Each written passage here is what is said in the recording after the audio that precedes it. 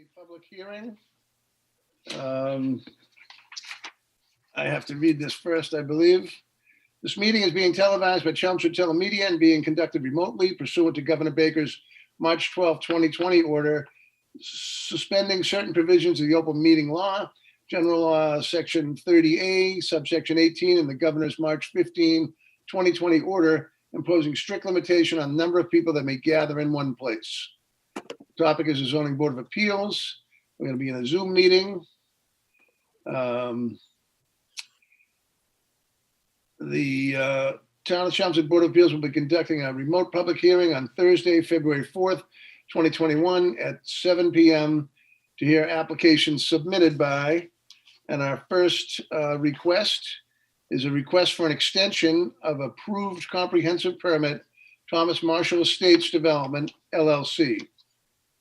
And the letter reads as such. Dear members of the board, the Thomas Marshall Estates Development, LLC, thereafter applicant, filed for an application for a comprehensive permit with the Town of Chelmsford on August 10th, 2017. The applicant proposed a development of 5 rental apartments in a single residential structure to be located on a portion of the property located at 61 Carlisle Street, East Chelmsford, Massachusetts. The board's initial public hearing was conducted November 2nd, 2017, and a final hearing was held June 7th, 2018, at which time the public hearing was closed. The board voted 3-1 at this hearing, June 7th, 2018, to grant a comprehensive permit. The decision was filed with the town clerk on June 8th, 2018, and recorded at the Middlesex North Registry of Deeds, July 9th, 2018. Book 32225, page 1. The applicant hereby requests that this board extend the comprehensive permit for an additional 3 years for the foregoing reason. The applicant has been unable to timely begin the process of construction as a result of the unforeseen worldwide COVID pandemic. Respectfully submitted, Thomas Marshall Estates Development, LLC, by its manager. So I think simply that they've been unable to start their project and they're looking for an extension of 3 years. I think Paul is here. You can ask him any questions if there is concern. Wasn't there an automatic extension you referenced previously? Well, So there is actually, through the COVID acts from the governor and then through the statute, there was an extension that went from sometime in March until December 1st. So the date of the expiration of the permit would have been extended during that period. The tolling would stop at that point? Yeah, well, it would be tolled from March until December 1st. So there's an automatic extension of that period of time, but obviously he's looking for 3 years. Correct.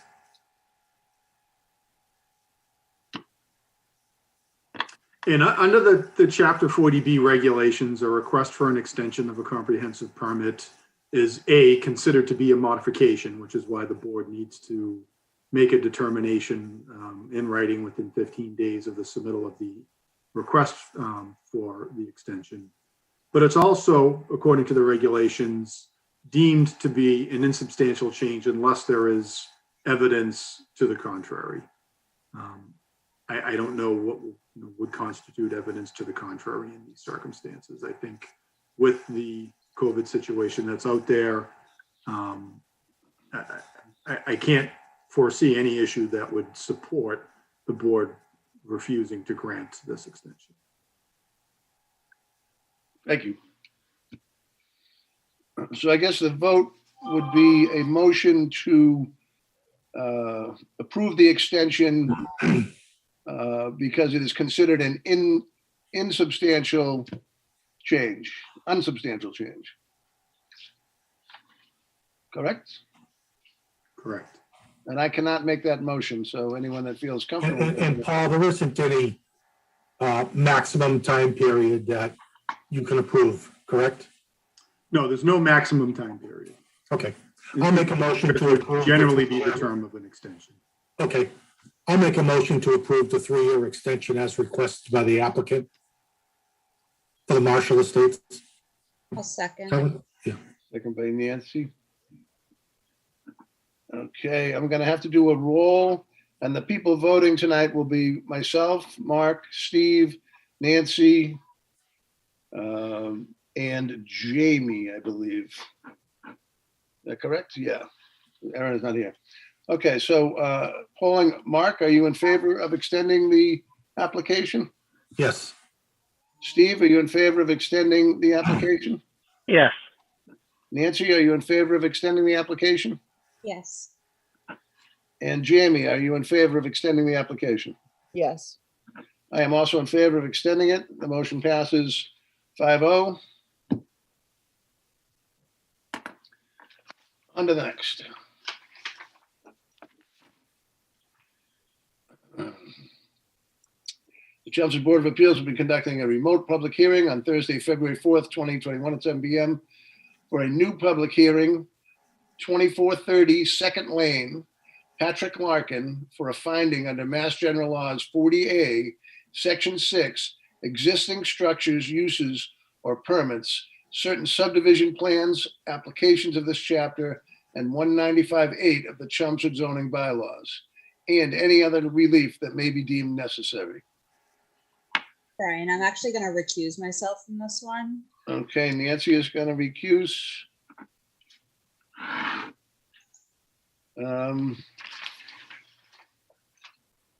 Just looking ahead, I think our only other hearing is going to be continued as well. So you can certainly excuse yourself for the evening without any problem. Okay. All We'll right. call you if not, but no. I think you did recuse from Greenville Road, which is going to be Tomorrow. continued, and 7274 Littleton Road, I have a letter to continue. Oh, And I think All right, that's well, good it. night. Yeah. So have a good evening. have fun. And this is 2430. Is there someone here speaking for the applicant this evening? Yeah, hello, this is Patrick Larkin. Hello. Hello, this is Patrick Larkin. Hi, Patrick. How are you today? Doing well. Good. Maybe you could give us an overview of what you have planned. I'm going to ask Colleen to put the plot plan up on the screen so we can get a good look at that.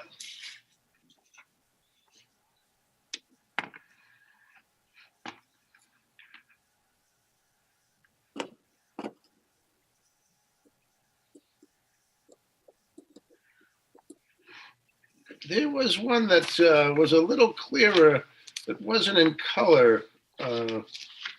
Colleen, it might be easier to look at that one. We'll end up bouncing around a little, I'm sure, anyways. The only reason I brought up this one, Brian, was because this was submitted today and it is different from the original submittal. I see. So we'll stay with that. That's a good thing.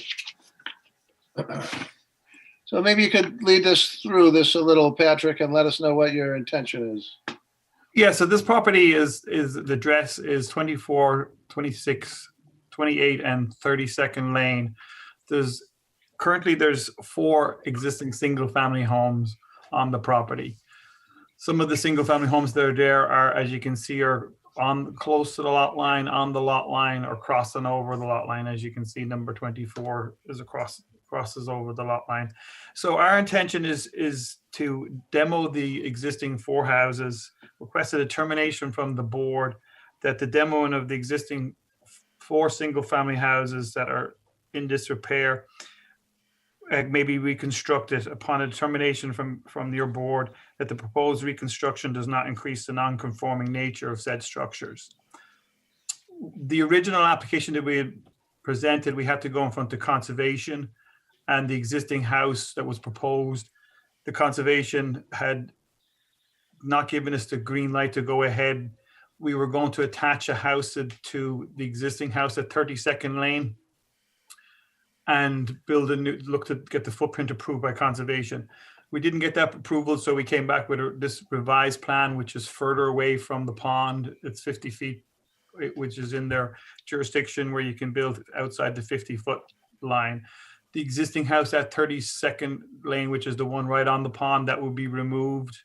There's an existing shed that crosses over the line that would also be removed. Then you can see the existing house, which is at number 28. That house would be removed. As you can see, it's right on the lot line. And then we have the existing house, number 26, that would be removed. And then number 24 we remove, which crosses over the line. All the new proposed homes would be in conformity with the setback requirements for number 24, 26, and 28. And number 30 would be within the conforming setbacks that with regards to the setbacks for homes that were built prior to 1954.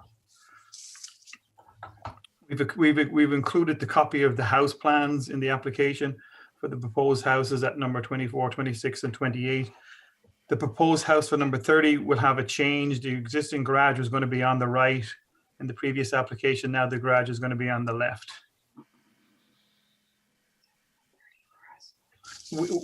I currently live in Chelmsford, so I plan on residing in the house at number 30 with myself, my wife, and my 5 kids. That would be the plan on that particular location.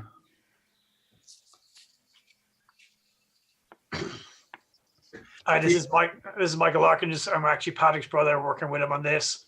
So one of the things we've done in the past is we, of course, contacted the town, the officials there. We met with the building inspector. I think initially we were going to try to do it under the new Article 25 regarding the non-conforming uses. And after going back and forth with the town, and we also at one point met Mr. Haverty, and we reviewed this with the building inspector. So, and that's what the recommendation for them was to propose the filing in front of course, this board here, and do the finding this way, you know. So that's why we didn't go under that Article 25 section, and we did it this way, and this is their recommendation. So what we've done since then, as part of the process, is, you know, we've got the development set up here. We've met with conservation, we reviewed it, we revised it. Again, as Patrick has said, we've got a meeting on that next week regarding another reiteration, which is the one you're seeing currently in front of you guys, moving the structure on 30 Sunset, the 30 second lane completely out onto the 50-foot buffer, and then moving those other units in right there as well. As we've seen, just kind of some background as well, you know, we have the 4 existing houses right there. They've been there since the 30s, and they've been full-time dwellings. And we're now in the process of, one of the things, of course, the process would be to file demo permits to build these new houses. So all that filing has been done, and we've also taken those steps, which would be including, you know, cutting off water, sewer, gas, and getting ready for that next step. You know, so they've been all disconnected from that. Ultimately, as Patrick said today, what we're trying to do is the demolish and reconstruct these new buildings to meet the zoning requirements, you know, put them in those spaces. So if you see the second plan here, so that, you know, they're exactly where you see them right now. It meets the requirements. You know, there's nothing, we're not looking at anything else. We're not looking for variances, nothing else different than just this finding from the board. I think this meets the kind of the guidelines and the requirements of this section. You know, we looking at if you want me to go in a bit more detail, but you know, the lot size meets the requirements. There's enough setbacks and side yard frontage that meets the requirements. Again, looking for no variances. You know, so each of the houses, all 4 houses here, do meet the requirements. Whereas we see in the past, those existing houses are non-conforming, both to side yard setback and to rear yard setback. So to bring this property into more conformance, that's what we're doing right here, right now. Also have a landscaping plan. If you can, I don't know, Colleen, can you go to the application that has a landscape plan? Can you pull that one up? So we're also cognizant of the neighbors around us, and you know, we have neighbors to the, you know, both sides of the property. So one of the proposals, part of the package here, is to include screening on both sides of the lot, and additional arborvitaes. And Patrick talked about the number of trees. So this is, we have neighbors and we want to be good neighbors, and so there's a screening package on both sides of the property to help the people here. And you can see this right here, and Patrick can talk more about this landscape plan.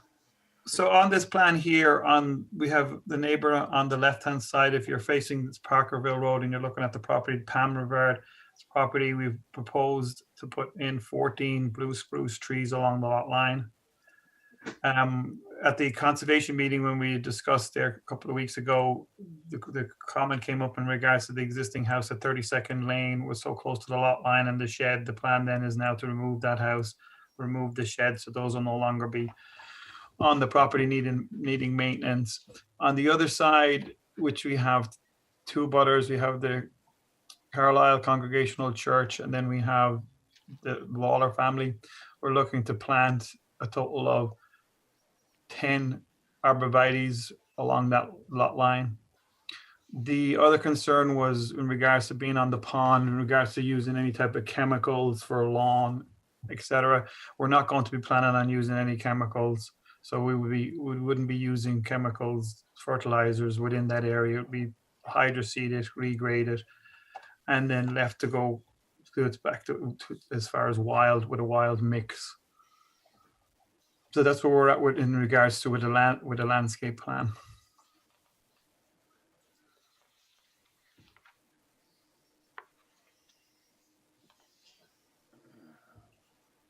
And this lot to the front, number 6, is not in this application at all. Correct.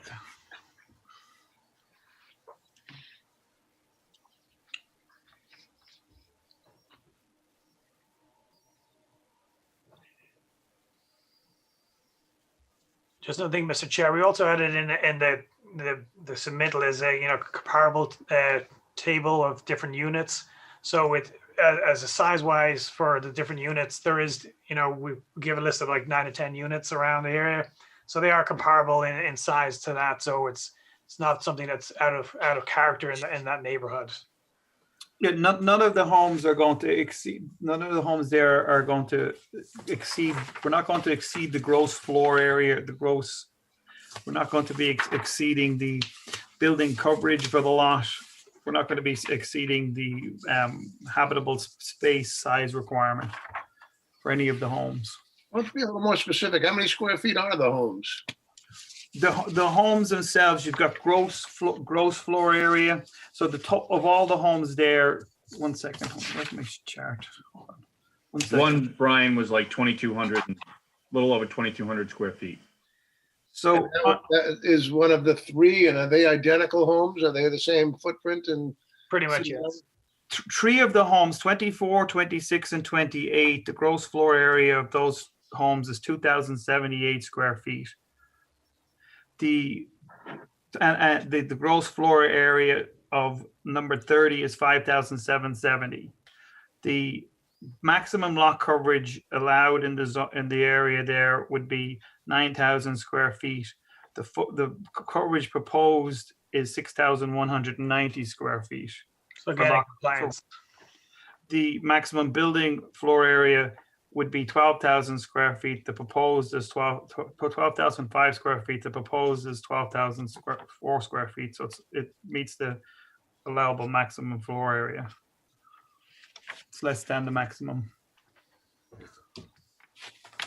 So again, we're trying to make the project as much meet it in compliance with all the zoning guidelines as well and zoning requirements, which we do here.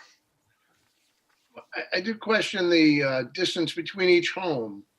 I don't know how you're getting around that. I think you're on one lot, so it's a little tricky, but what is the distance between each home of the 3 that appear to be similar? You have to take a look at the, we have the other plan. That's on the plan we're looking at. I don't know what you have in front of you. There's another plan that was with the submittal that has the distance. Hold on. Let's take a look.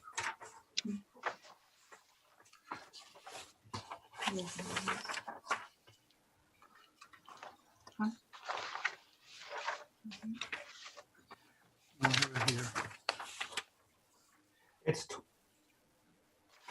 you have 20 feet between each house. 20? 20 feet between each house.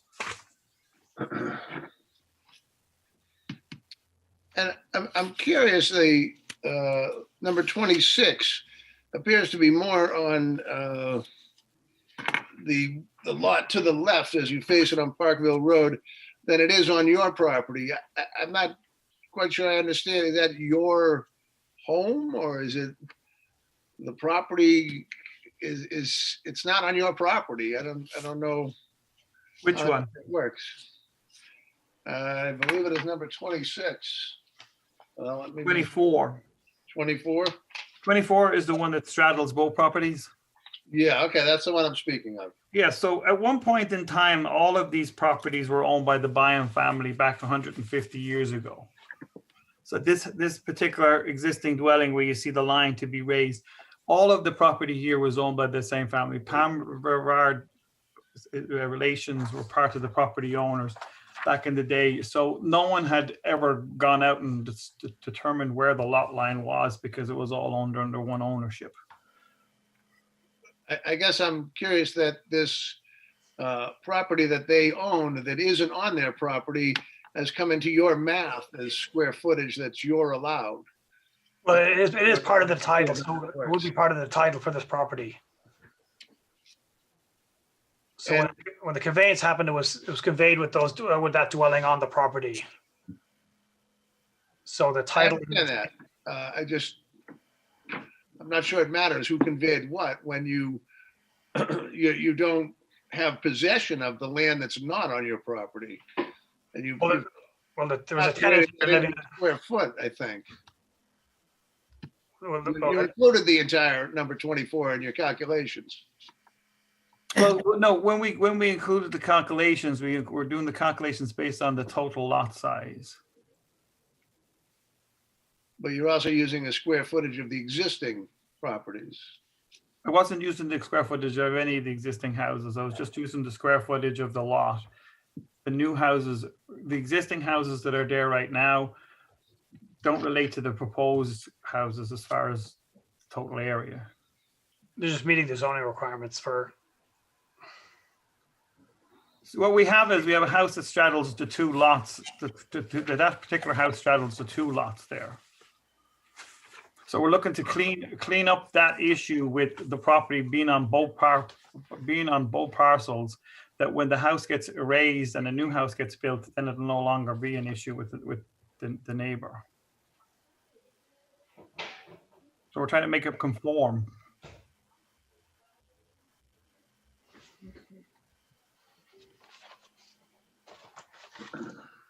Brian, if I could address that issue. Oh, that would be fantastic, Paul. I would think that when you have an existing structure that is straddling the property line and a portion of it is on the abutting property, that there would be a claim for adverse possession that would go along with that location of that structure. So in terms of this application, I think technically any of the land area that the existing structures are covering would still fall within the application. And then the fact that they may not choose to pursue an adverse possession claim, once they remove the structure, is irrelevant to your application. Okay.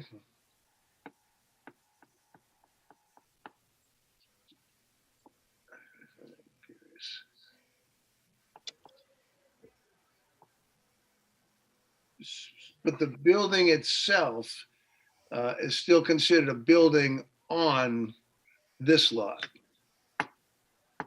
Yes, it would have to be, because of the title. correct. It appears that it's right down the middle. I'm not sure which one would even have more square footage. But if the title says it includes that property, I guess that's the final arbitrator. I think, Mr. Chair, ultimately, we don't, no one wants to go to litigate an adverse possession claim. That doesn't help anybody. But so by, getting a finding here today would resolve this issue and, help both neighbors here by moving it and, resolve that issue. So we don't have to, there'll be no litigation, hopefully. That would be, it would become, as Mr. Haverty said, it would become moot at that point. Right, if it was destroyed, it would become, yeah. That's correct.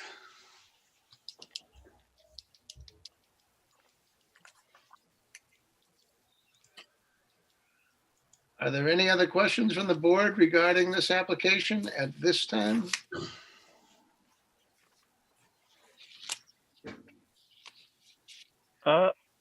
I guess I'm trying to understand what, is this like a special permit or a variance, or what category does this fall under? They requested a finding under Mass General Law 40, Section 6, existing structures, uses, or permits. Certain subdivision plans, application of this chapter, and 195.8 of the Chelmsford zoning bylaws. Now, 195.8, and it doesn't give a subsection. It would be subsection B, Mr. Chairman. Section B, thank you.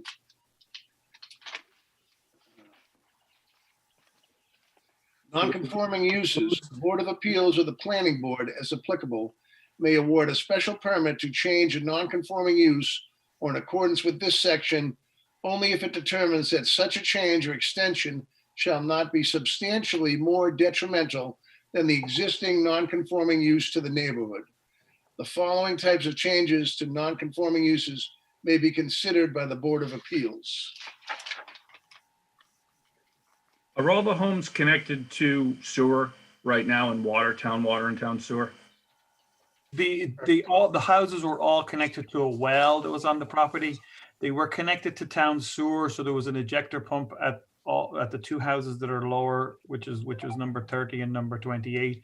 The other two were connected to sewer. We did disconnect them in the last 2 months, except for number 30. Number 30 is still on sewer. I think the intention though, Patty, is to connect everything to the town water, town sewer, right? Everything will be connected to town water, sewer, and gas. Are they all currently occupied?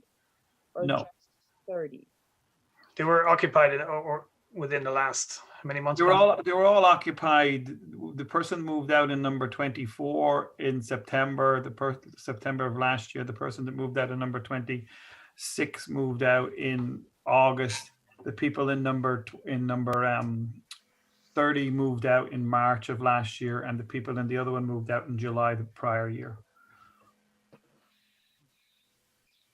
So I guess that brings up the vacancy. I have several letters here, which I have read and will enter into the record. But the question of it being 2 years unoccupied has come up. Is that something you can address at this time? The people were living in the house at number 24. He moved out in September of last year. I guess there's two questions I have. One is, how do we determine that these have not been unoccupied for a period of 2 years since the advent of zoning, 1935? And the second question is, some of these were constructed after 1935, and I'm not sure how that allows you to reconstruct them if they're not grandfathered in at the time of the advent of zoning, which was 1935. So I guess I'd be looking to understand if there are building permits for these properties, what year were they issued and what year were they constructed? I don't know if you have that information. The only information we have is the town records based on the assessors when the buildings were built. That would be helpful. So what years, do you know each property, what years it was built? I have it in the application that we had submitted. There was a historical narrative done on each particular home that was submitted in the application. But it does show on the assessors here. This particular home, which is number 26, was built in 1932. So argumentatively, that would be before the advent of zoning. This one was built in 1950. And that was, is that 28? Number 24. 24, okay. The party that lived in that house was one of the Byams, lived there till he moved out in September. Okay. This particular house is 1940. And that would be then 28. 28, correct. And the other one is 1938, the one on the water. Number 30. Correct. So Bob, could I ask you for a little clarity on how that would apply to the grandfather clause? So what you need to do is take a look at what zoning actually allowed as of that particular time to make sure that these structures were lawfully constructed. So just because zoning was adopted in the 1930s doesn't mean that the provision of the zoning bylaws that prohibits more than a single principal use on one lot was in effect at that time. So very possibly in 1950 and 1940, these lots would have complied when they were constructed. And that would also grandfather them. Correct. Okay. We would have to take a look at that though. And I have can not we looked at ask the Sean zoning that was in to place at that time. look at that for us? Is Sean still with us? Yeah, I'm here. So would you be able to determine the zoning on each one of these for the years that they were constructed? So we can go back and look them up and put them before you. We did take a cursory look at. I thought it would be included in the package. That they did meet this. Each building would meet with this current design the setbacks of the time that it was built. Including the distance between each, which I realize is a bit of a gray area, as there's really no lot line between the two. So Correct. that's confusing. But you do believe that each one was dimensionally correct at that point? Correct.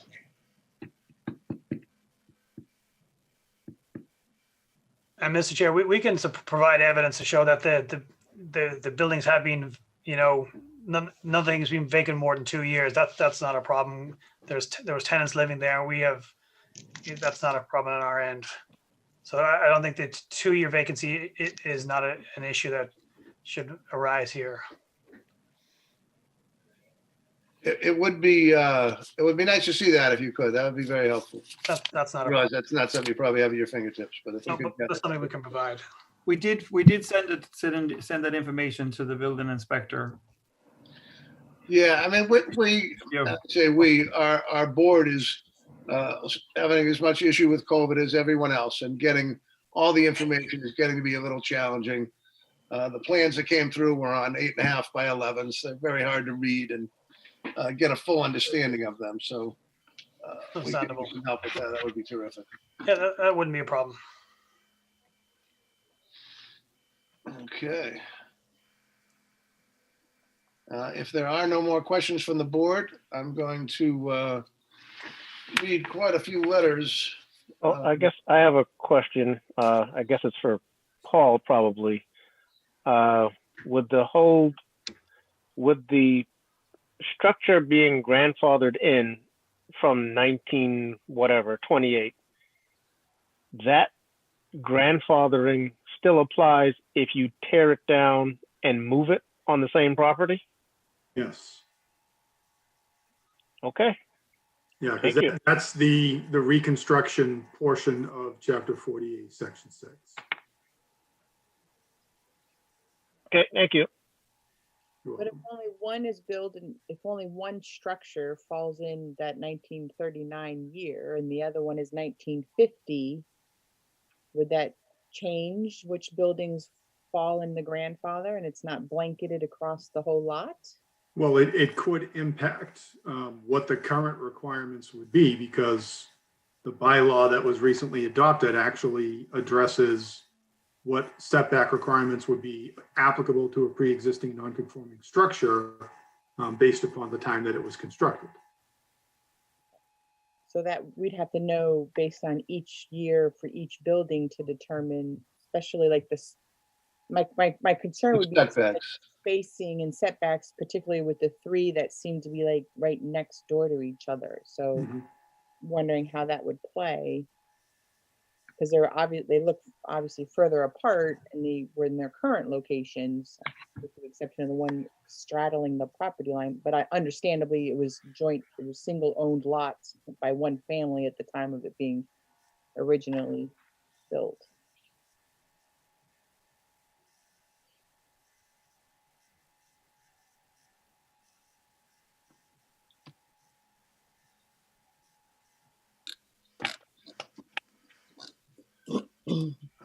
Everyone is satisfied at the moment. I'll read some letters in. There's quite a few. The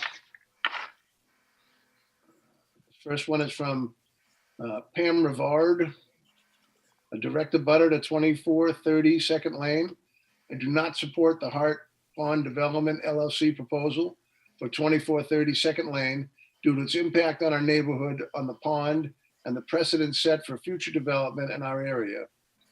The adverse impact on our community and neighborhood: we are a moderately forested area of mixed style homes.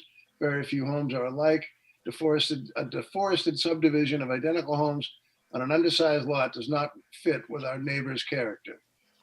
2, 3 of the 4 cottages on the proposed development were constructed to accommodate 1 or 2 adults. With the exception of a few months in the summer of 2020, the combined number of people living in all 4 cottages was 5 to 6 adults at any given time. The proposal to replace those cottages with 4 large homes with 3 to 5 bedrooms each will expand the probable number of residents on this 1.5 acre parcel to 16 plus adults and children, potentially tripling the amount of activity, traffic, utility use, and noise, thus creating a substantial extension of use. The Larkins want the town to see all single-family homes as the same, but they claim that no fiscal impact on the town services, as there is no increase in the number of units. Memorandum of the Hart Pond Development LLC in support of the request for a finding, MFR, page 5, is completely ignoring the obvious impact that the change in the number and ages of occupants requires. Single adults have very different financial impact on the town than do families with dependent children. 4, the total square footage of the living space in the existing 4 cottages is 4,575 square feet. This proposal expands that number to 11,600 based on 3 2,300 square foot homes and 1 4,700 square foot home, as indicated on the plans provided to me and discussed at the conservation meetings.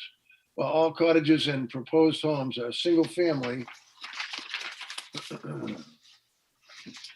and serve the same purpose, they do so in a substantially different manner and to a greater extent, both by size of the structures and distribution to the natural landscape of the area. This is a proposal to build 4 houses on 1.5 acres of land, providing an average of 0.37 acres per house. The Larkins claim that all the homes in our neighborhood are similarly undersized. Is not true. I cannot identify any homes in this area of the pond with so little land. Comparably sized units chart shows 2001 and 2006 entry for my property, 49 First Lane, both of which claim a cottage was demolished and replaced. I assure you there was but 1 cottage and 1 replacement. The 2001 entry is completely false. The 2006 is inaccurate date, and I question the 6,412 gross area.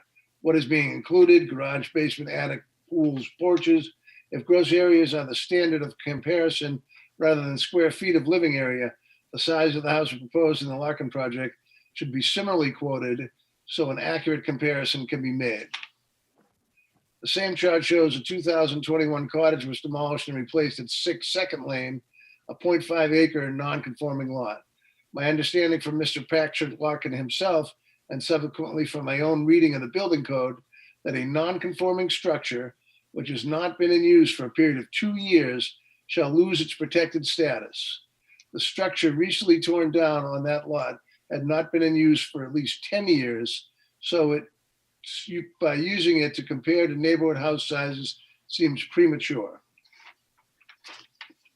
Then she goes on to the adverse effect of the health on Hart Pond, which I am not going to read. I don't think it applies to our decision.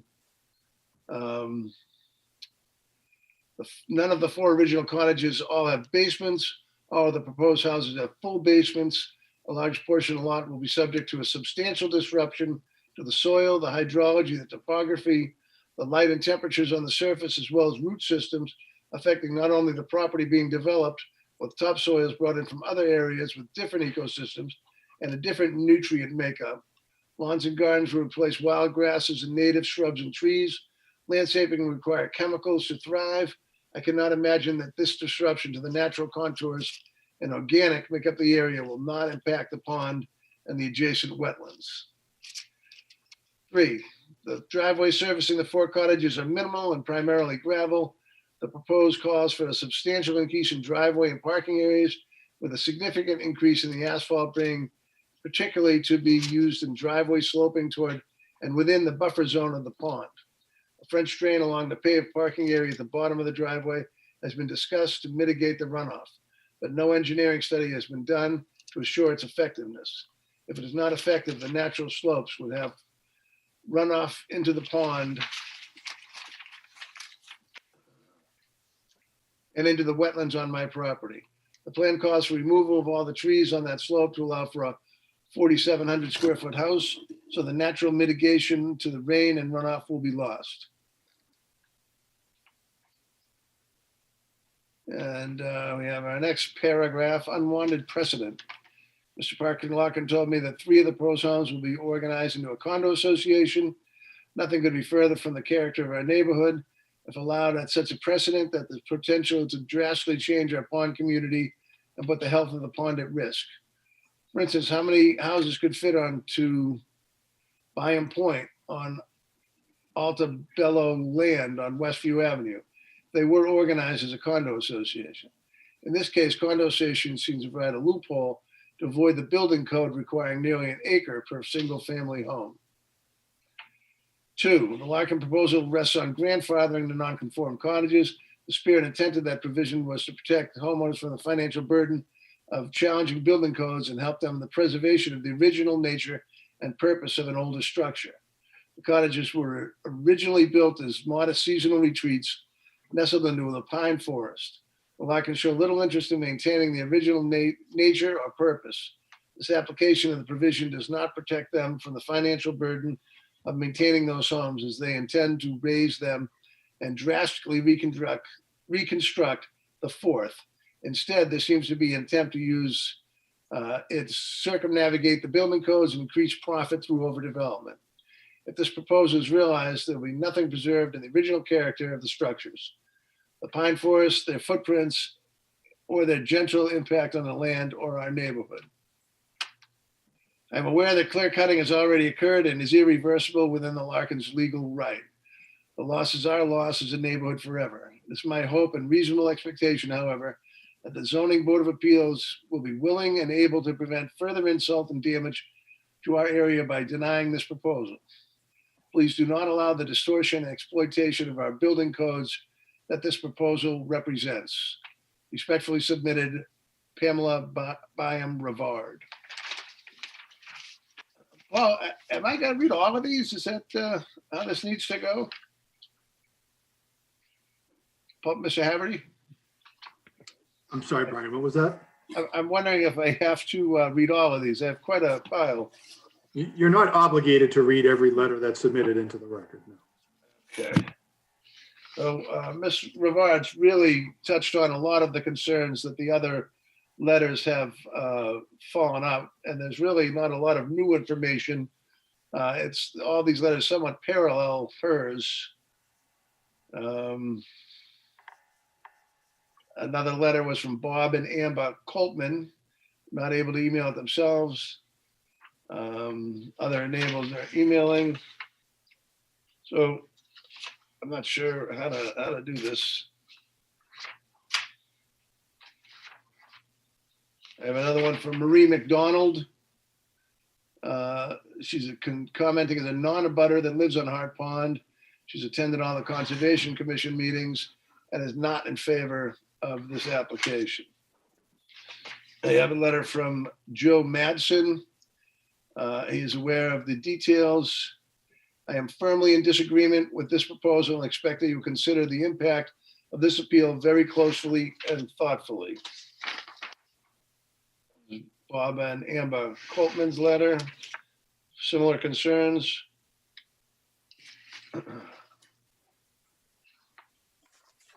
This is Robert Laporte Jr., 38 Parkerville Road. His opposition to 24 32nd Lane is included in a longer letter. So we'll register his concern with the project. That appears the end of the letters.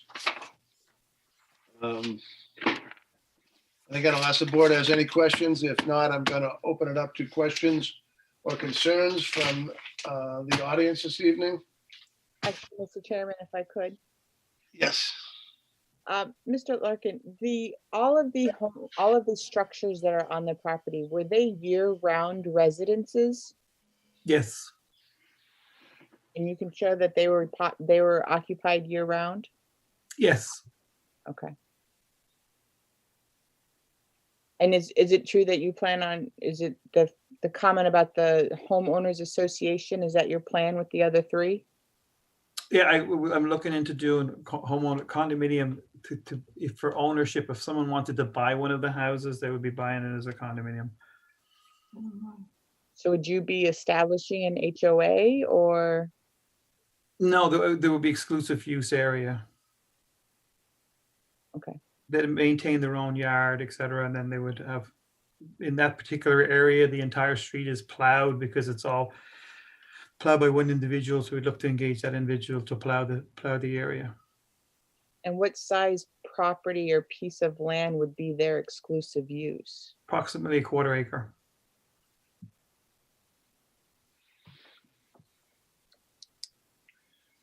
You really can't sell the land. Correct. Right. And So all the homes, the other three homes would be three bedroom units, 3-bedroom houses. Mr. Chair, Yes. I have a couple of department letters. Oh, great. Might as well get them out of the way. Okay, so the first one is from Board of Health, and they have no concerns. Then we have Center Water District, and they have no concerns. We have a letter from Christina Papadopoulos, the town engineer, and she has some notes. Prior to the demolition, sewer must be cut and capped and witnessed by the sewer inspector. Contact the sewer division for a sewer permit, connection to the municipal sewer system, financial and connection requirements to be coordinated with the DPW sewer division. No permanent structures should be installed within the sewer easement. Consideration should be made to use roof drain dry wells. Erosion control devices must retain the sediment on site.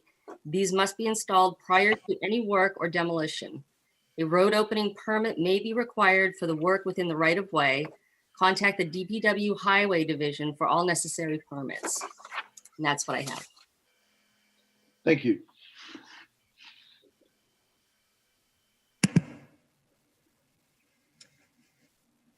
Mr. Chair, may I just address the board as well? You could. Your name and address. Sure. I'm attorney Philip Iliopoulos with law offices at 9 North Road in Chelmsford, and I've been advising Patrick and Michael Larkin on the project. One thing I just wanted to share is we did provide the building inspector with detailed information about the continuing use of the properties. It consisted of leases, utility bills, and the like. And I think we may have even copied Paul on that. I think that issue was satisfied, and really the only issue that the building inspector felt needed to be addressed by this body was whether the reconstruction of the properties would be substantially more detrimental to the neighborhood. I don't think that there was any concern raised about the property's grandfather status in terms of its continued use. So I did want to clarify that. And we certainly can provide that information to the board as well. Yeah, I mean, Phil, I don't have it. If it's been brought into the thing, I apologize. I don't have that to Yeah. review. So that's why we're stepping in there. We'll Understand it better. provide that for sure.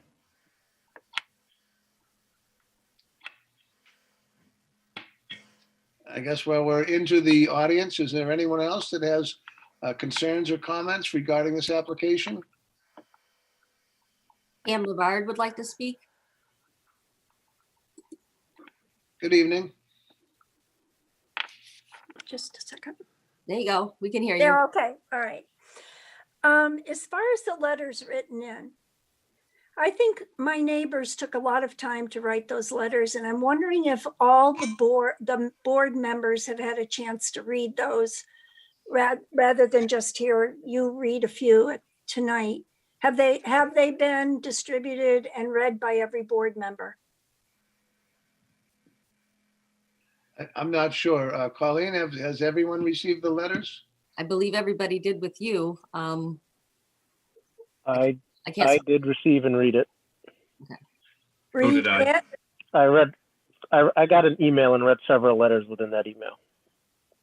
Okay. I feel like this is a big deal for our neighborhood. This is a big change for our neighborhood, both in the use of the land, the condo association, the big single families on this land. I would appreciate that every member would read those letters that were carefully written, especially the one by Bob Laporte. I think there's one by Rich Byam. These are abutters who have not just concerns, but they've written very well about their concerns. So I would appreciate all the members reading those neighborhood concerns and the impact. So that's one thing, and I'd like them entered into the record. I think, Mr. Reedy, you said you would enter them into the record, but I would like a continuance of this meeting until everyone has a chance to read each one. I think our neighbors deserve that courtesy. We certainly are planning on a continuance as we've asked for information from the applicant. So we're gonna get that. They have replied that I think a lot of it is actually somewhere. It's just not in my possession, but we really do need to be able to review that and understand it. Okay. So I think we will be continuing regardless. And I can tell you, I did read every letter. I'll ask the board if they haven't, please do. And reading it now just seems, I don't want to say it's not productive. It's very clear that there's disappointment that this is happening. A lot of the concerns are parallel to the others. It's not a multitude of other concerns I read. So it was really just a lazy bit on me to not read all the letters. I don't really see the gain if everyone that's on the board is going to read them. Yeah. Somewhat Different people have had more information. So I'm very gratified that I have your assurance that all the members will read them. Just to clarify one point, you were asking Mr. Larkin about the properties being empty for 2 years and losing their non-conforming status. That remark I made in my letter only pertained to number 6, Second Lane, which is not on the agenda today. The only reason I included that is on the proposal on page 5 is Mr. Larkin referred to it too. It's a comparison of house sizes that he's put in there. And he did include that number 6 on that. That's why I brought up the fact that that was premature to include that. Just to clarify, I never said that the other ones were not, were empty. occupied. They were their original purpose. And for most of the time, they were owned by my family. They were seasonal cottages. Nobody lived there in the winter. So the year-round use is relatively new in there. And again, it was only 1 or 2 people per cottage. So that's my other point that I really want to bring up is this comparison, like single family homes is treated as a category in itself. I think there's a huge difference when you're looking at grandfathered in between a small cottage built as a seasonal application with built for 1 or 2 adults, and to equate that with a single family home with 5 bedrooms, and obviously with adult and children, and then 3 more large colonial homes with at least 3 bedrooms each, with all that potential. I think that's a very important point, and I just want to reiterate that it's not apples and apples. You are not replacing like with like. And I bring up the spirit of that grandfathered clause in that regard. Those were my points for now. Oh, I had one other point. The house number 24 does straddle my property. When it was built, that property was not in the hands of one person. Those 2 lots were not combined in 1950. It had been subdivided. But people built places on their homes without going through the whole building process and permitting process. I didn't find out that home was straddling my property, because my site, my survey, when I came in to own this property, didn't show the houses on Second Lane. So there was no showing where they. Property line was accurate, but he didn't locate the home. Right, Okay. exactly. It was Mr. Larkin who pointed out that house straddled. And then I was disappointed because Mr. Larkin started clear cutting and everything without accurate survey markers. The survey markers that he was working off of were labeled approximate. So I went out and hired my own surveyor to put permanent markers so that to prevent misunderstandings in the future. I thought it was a favor to Mr. Larkin and myself. And then that's when we found out that house was over the line a lot. So my question is, when Mr. Larkin, and I want to avoid litigation too. I'm not out to hurt anyone. But when Mr. Larkin goes to, and I say Mr. Larkin because Patrick is the only one I've dealt with. When they go to raise that house, what can I expect in terms of communication with me, permitting with me? What can I expect in that regard? They have a shed half on my property. They have that house. They also intend to keep a garage up that is sitting right on my property. So what can I expect in terms of that? So I'm going to ask Mr. Larkin to respond to that. I'm not going to repeat it to you because it's just a bit of a longer question, but maybe you could give us some insight on how you plan to remove the home from the other property, and if you are going to address the garage that I think Ms. Larkin feels is, Ms. Larkin, she feels is on your property is on hers entirely. Is that something you've looked at? Yeah, the existing house number 24, we'd have to get a permit from the building department. I would then, once receiving the demolition permit, I would then share the demolition permit with Pam and go over, do a site meeting with her and go over the process of looking to demo that existing house. On the landscape plan, I've shown 14 trees to be built along the lot line. I was very happy with that. So those trees will be built along the lot line. We will clean up the area, we'll regrade the area, and we'll rake it and seed that area with whatever type of seeding she's looking to have on her portion of the property. Mr. Commissioner, if I may, Ron, Mr. Chairman. Yes. I would ask that any meetings like that occur between Patrick and Mr. Bard, I be in the presence, so I have firsthand knowledge of any procedural things that'll occur to make sure that I sort of act as a buffer for that. Mr. Larkin, are you okay with that? Yeah, that would make a lot of sense. And Ms. Rivard, are you okay with that? I couldn't hear who was speaking. That's I'm sorry. Shanahan, Miss- the building inspector, or the building Oh, the- commissioner. Oh, Sean Shanahan? Yes. Yeah.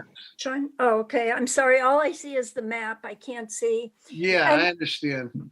My final comment is, I don't think it is fair to any of the abutters and any of the neighbors to hold a meeting like that with a brand new set of plans that we haven't seen. All our letters were written in accordance with the latest plan that we were given and we talked about. So the new plan, no, if we could have a live meeting, of course, we could see the plan up close but seeing it on Zoom, it's tiny and you can't make out the elevations on it. You can't really make out the details of it. So for us to comment on it is unfair to us and I think unfair to everyone. Mr. Larkin, do you think you could provide the abutters with a 24 by 36 plan showing the latest revisions? Yes, I can drop off, get them, I have the abutters list and I can mail out to the abutters. We are going to be doing another conservation meeting at that time when I mail out mail that notification out. I can include a larger plan with each of those mailings. I think it may streamline things for you as well, so it'd probably be Yes. good if you could do that. That would be appreciated for ours, because we're all doing the best we can with COVID, right? It's But a I feel, challenge. I feel in this case, my neighbors are really disadvantaged because a lot of them don't handle Zoom well or whatever. But anyway, I'd appreciate that. Yeah, we're all learning Zoom, Yeah. hopefully improving as we go, but it is indeed a challenge. And I think if Mr. Larkin can send larger plans, maybe a cup of coffee with your neighbors and just an overview would be helpful. If you'd like to speak with Mr. Shanahan, the building commissioner, he would be more than glad to sit with you and Mr. Larkin when you discuss the specifics of the plan, so that if Mr. Larkin says, I will do something, that Sean could expedite that or hold his feet to the fire if need be, and just have, it's not a he said, she said thing if he is there. That's fine. I agree with that. Yeah. And I would appreciate, and I would appreciate it. I think Mr. Shanahan is willing and Mr. Larkin is willing. So it will let you get possession of those plans, and you may just call down to the building commissioner and ask him what would be a good date. And he could probably contact Mr. Larkin and set it up that you can meet somewhere that everyone is comfortable, maybe even on a picnic table in this day and age, that you're not inside a building, I'll let you guys worry that, but it's tricky for sure. Is that all of your concerns for the time being? Yes. We're not going to close the public hearing, so you will have an opportunity to speak again. Oh, okay. As the meeting Thank you. progresses. Thank you. You're welcome. Is there anyone else who would like to speak in favor or opposition to this application? Mr. Reedy, Yes, sir. Your name and address for the record, please. my name is Richard Byam. I live on First Lane, and I'm an abutter of the property. Can I ask what number First Lane, or is it? I'm number 50 First Lane. Thank you. My cousin, That was your cousin? Oh, it's frozen up. Must be a cold night. yes. You did not mention that you'd received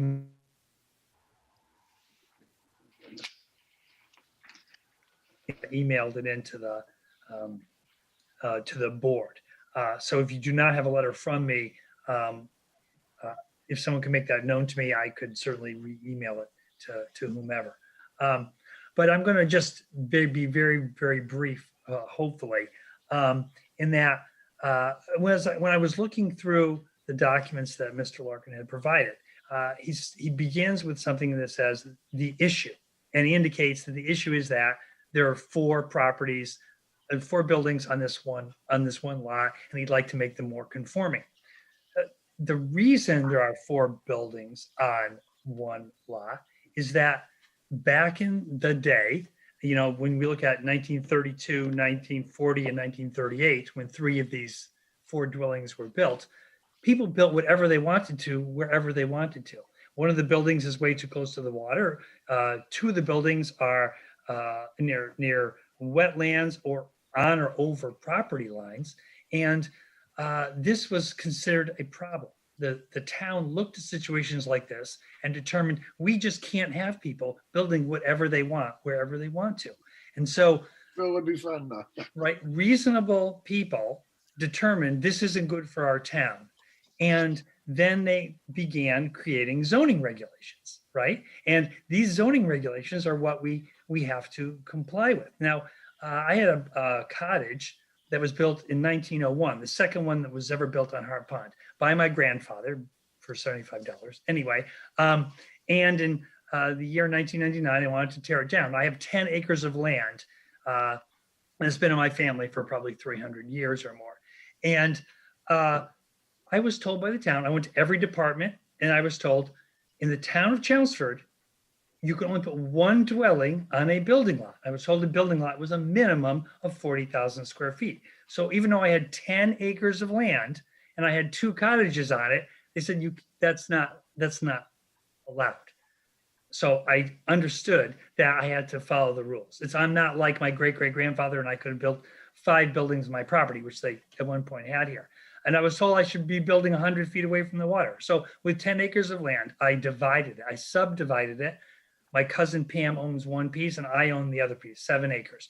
I built my house 100 feet away from the pond because that's for the health of the pond. And that was the rules I was told.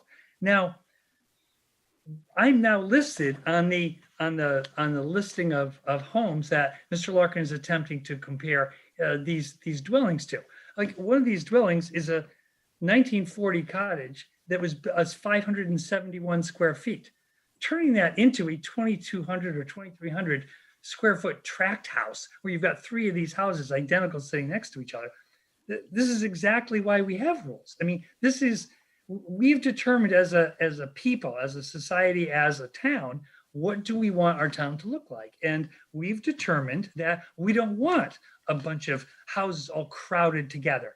Now, if this were, a city, this were Lowell, and you had 3 or 4 tract houses all looking alike on a city street, one may drive by that and think, well, that's the way we are in this city. But this is South Chelmsford. We have pine trees. We have schools, one small school. We've got, Kate's Corner. It's a general store and post office. My family has been in South Chelmsford for over 350 years. This building 3 or 4 houses on a single building lot is, the idea that this is somehow, one of the items listed, he said it was having to do with the neighborhood character. This is not the character of our neighborhood. We do not have that here. There's no such thing like that. Mr. Larkin has 1 building lot. Now, if he were to subdivide and if he were to get a variance, he might have 2 smaller than required building lots. But to take errors from the past that the town has determined, we don't want our town looking like that. And then say, well, because somebody in 1938, 1932, and 1940 just built whatever they wanted to, wherever they want. And now we're going to knock all those down and we're going to build 4 houses on a piece of property that, according to our building codes, can only sustain a single home. I'm baffled. I don't understand it. I don't understand why we have zoning regulations. I don't see why everybody in the town of Chelmsford who wants to build, when they hear 40,000 square foot, doesn't laugh and say, well, I realize they don't have to. I'll call it a condo, or I'll call it a this, or I'll grandfather at that. I think we should take a look at why were these regulations put in place. And I think they've been put in place to correct the errors of the past. And I think he could put a giant, beautiful house there. He could put that 4,400 or 5,000 square foot house 100 feet away from the water. He would have a gorgeous view of Hart Pond. I think Hart Pond is one of the most beautiful places that a person could live. I love the town of Chelmsford. I love South Chelmsford. And I think that would be in keeping with our neighborhood. Putting 4 houses and 3 of them identical, 20 feet apart on Second Lane, there's no way anyone could say this is good for our area. It's not good for our neighborhood. It's not in keeping with the tradition here. It's completely out of place. It should never be allowed and should not even be considered. But anyway, I leave it to you. I've made my my remarks, and I certainly hope you'll consider, if you drove through this area, what does it look like? And if you could imagine what that would look like, you would realize that this should absolutely not be allowed. Thank you. I very much appreciate your comments. I did not find your email. I'm going to ask Colleen to forward that to me so that I can read through your email, but I did listen to your comments. Are there any other comments or concerns that someone would like to address that's in the audience this evening?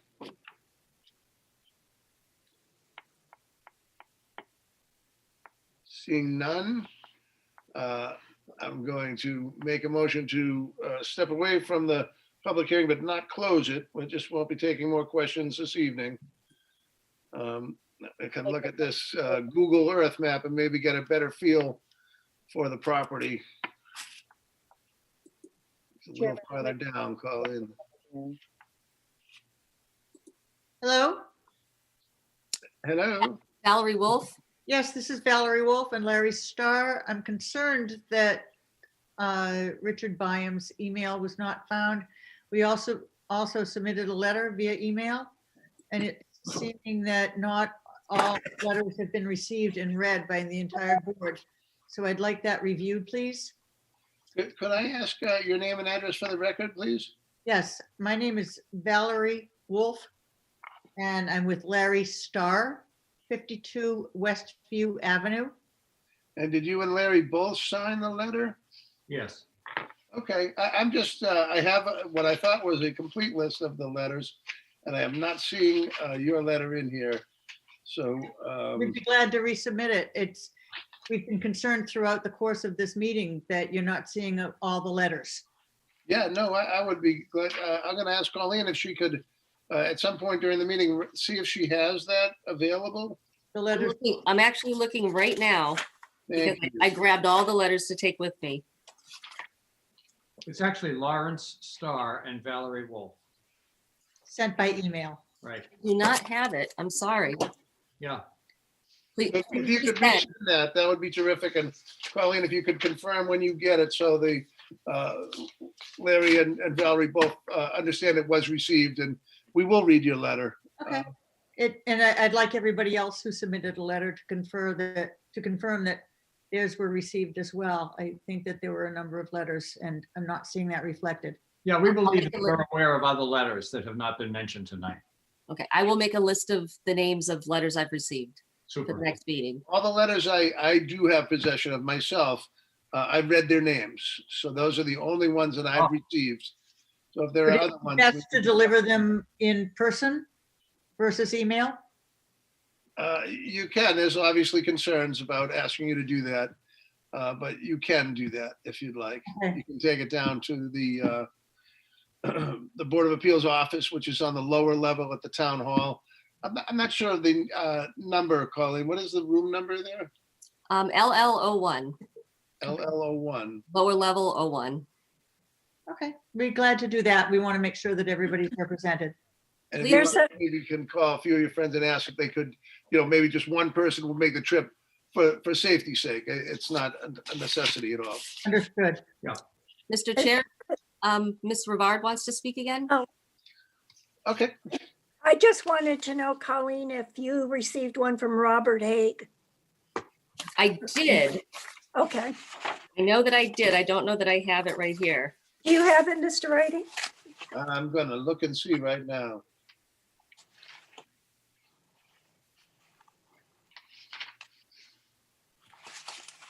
I'm just looking through the copies of the ones they sent me. So I know he sent one in.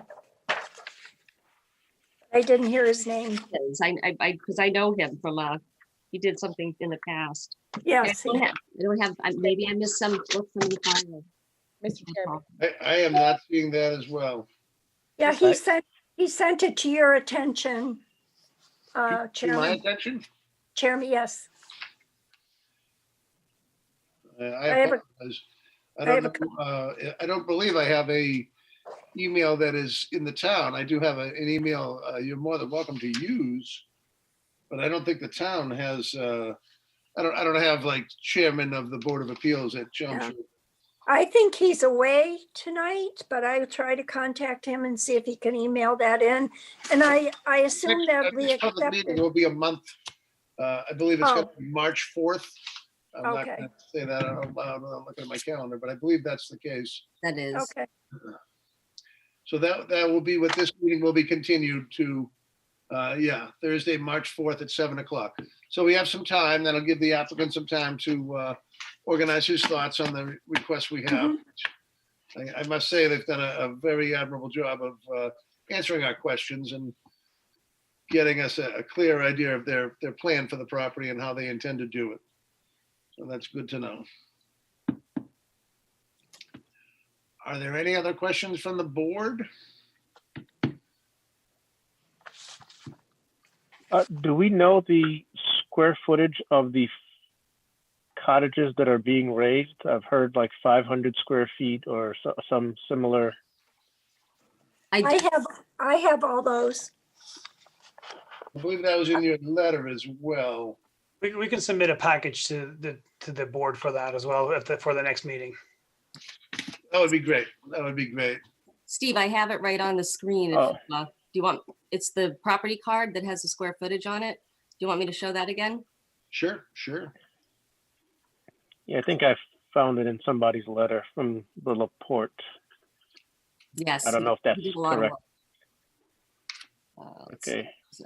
Yeah, that's the other concern is we're taking information that we can hope is correct, but we really don't have any guarantee that a concerned abutters letter is correct. What I'm showing here is the assessor's property card. There's the square footage. Mr. Chair, if it helps, I could do a chart and bring it all down on one page if that helps you. I think it would be very helpful to just understand it.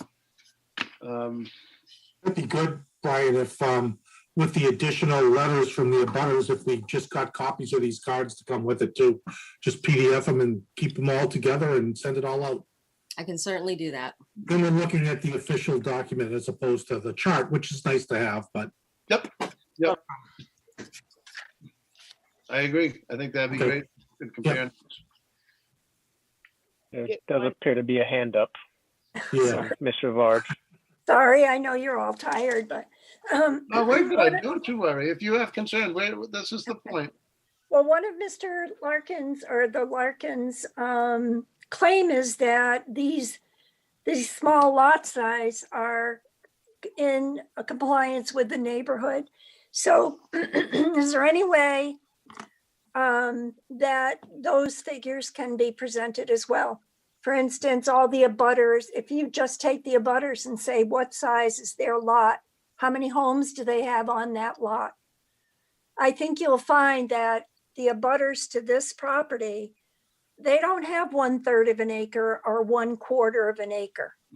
That doesn't, I don't think that's, I can't name one. So I think that's helpful information as well, just to show how out of place it's going to be. Could we ask for the property cards, Colleen, for the abutters list as well? Yes, I can do all of that. I don't know. I know that's a lot of work for you, but I don't know how many abutters there actually are, whether it's a big challenge or reasonable. Not at all. That's easily done. It's all there. Thank you. And I guess I would ask you to forward them, if we could, to Pam, and she would have them as well. Is that acceptable? Yes, thank you. And Colleen, you're able to do that Yes, and Pam can distribute them as she feels fit. with the other neighbors? Yeah, that sounds like an easy way to do that. I'd be glad to. Mr. Chairman, all those letters that Colleen's going to have, could you forward that also to Patrick as well, please? And Phil Iliopoulos? Appreciate it. Yes, without problem. Thank you. And if Colleen, you could make note of that.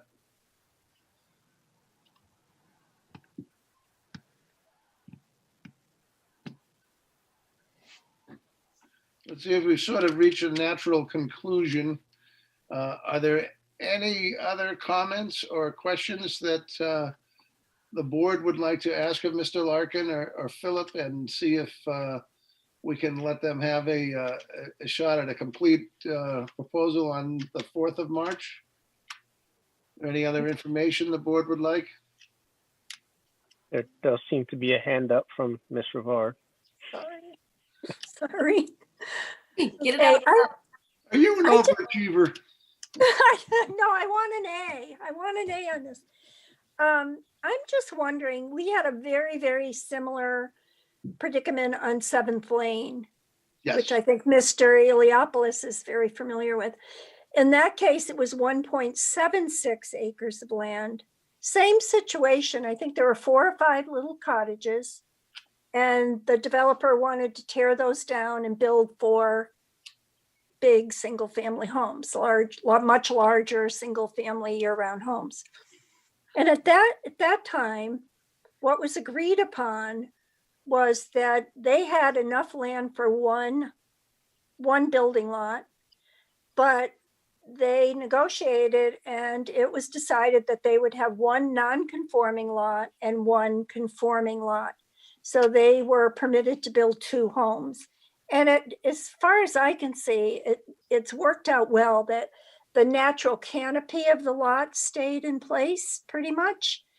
And so that became 2 lots. I'm wondering, does that impact this board at all, that precedent that was set? That's on 7th Lane. You may want to review that. I think we're all, except maybe for Mr. Casserly, familiar with the project. Mr. Okay. Casserly is a newer board member, but I am certainly familiar with it. I sat on that, and I do think that it would be worth a comparison, if you would.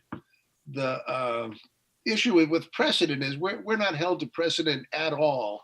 Each case is individual. Yeah. Precedent is very helpful in understanding how do we handle it, but as far as being obligated to precedent, we have none. We can. Okay, I just wondered, if that Nope, had any It's a very impact. valid question.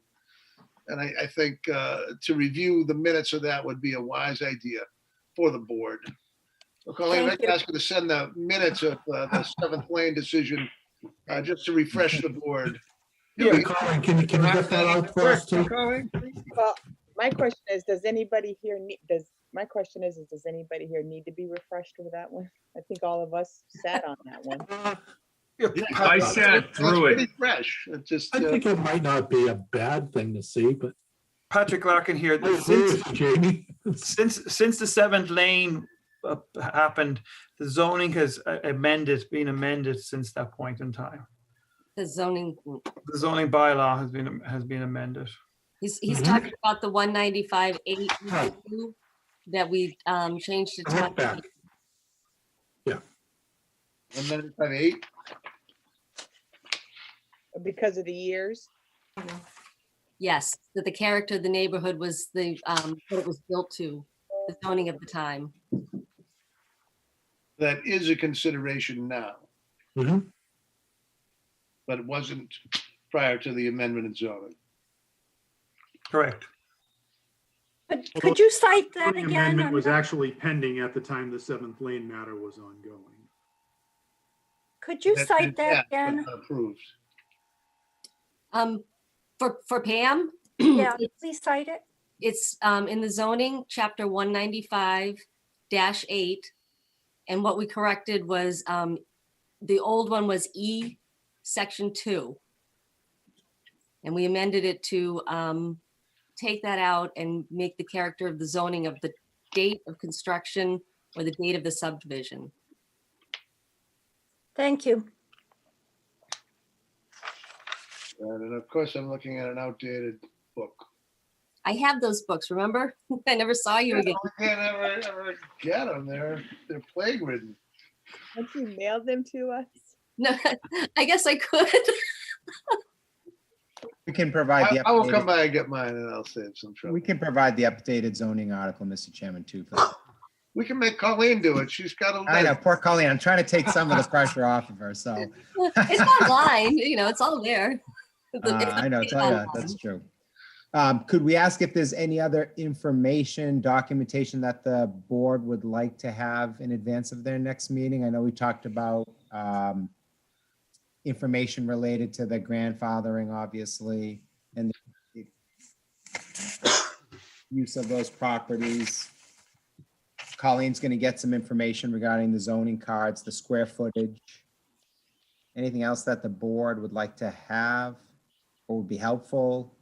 And we're getting information as far as the year-round use or. Yeah, the year-round use, the continual use. We'll get information about that. We have a packet of that. I think to clarify for Jamie, they can be seasonal in use and still comply. What can't happen to lose the grandfathability was a 2-year period where they were unoccupied. Right. And I don't think that's been brought into question. The applicant has said he can provide that information, and I think they are planning to. But I don't think anyone is disputing the fact that they have been occupied, which the neighbors have been, in my opinion, very upfront about how this is. So they've been, when they're not complaining that it was vacant, which was something that did happen on 7th Lane. Those concerns if they were occupied or not, or when they were occupied and for how long. I don't think that's an issue here, but the fact that they could be vacant all winter and not create any change in the grandfathered status.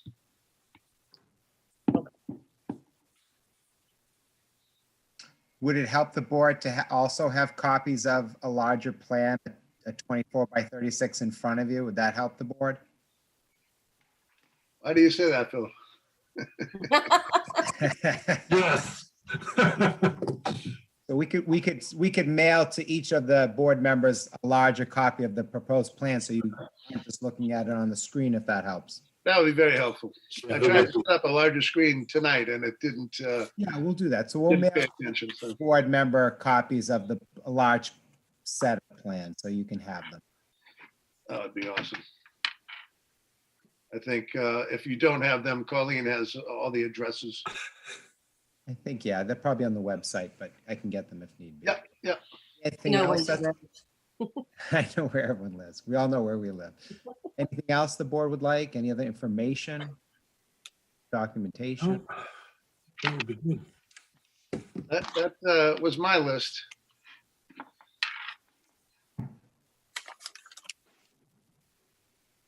And whatever we send the board, we'll make sure that Pam has a copy of it too, so that she can know what we're submitting to the board. Terrific. Thank you. Thank you. You're welcome. So Pam, can we get a motion to continue now? Yes, I think that would be very nice. Terrific. I'll ask the board for a motion, if I could, to continue till March 4th at 7 p.m. in the evening. Make a motion to continue to March 4th. Jamie seconds the motion. Jamie seconds the motion. And I'm going to do a roll call. Mark, do you support the motion? Yes. Steve, do you support the motion? Yes. Jamie, do you support the motion? Louder. Jamie? I do. I do. 1, 2, 3, 4. Brian also supports the motion. We shall see you on the 4th. All right, thank you for your time. Take care now. And we have one more item aside from minutes to look at quickly. They have asked for an extension, not an extension, a continuance. It's 20. Let me find it. 7274? Yeah, 7274 Littleton Road, yeah. requesting a continuance till March 4th, 2021. I need a motion. Make a motion to give a continuance per the applicant's request for Littleton Road. And that was Jamie. It was. And do we have a second? I'll second it. Second by Mark. I'll do a quick roll. Mark, you in favor of continuing? Yes. Stevie, in favor of continuing? Yes. Jamie, are you in favor of continuing? I am. Peter, are you in favor of continuing? Yes. And Brian is also in favor.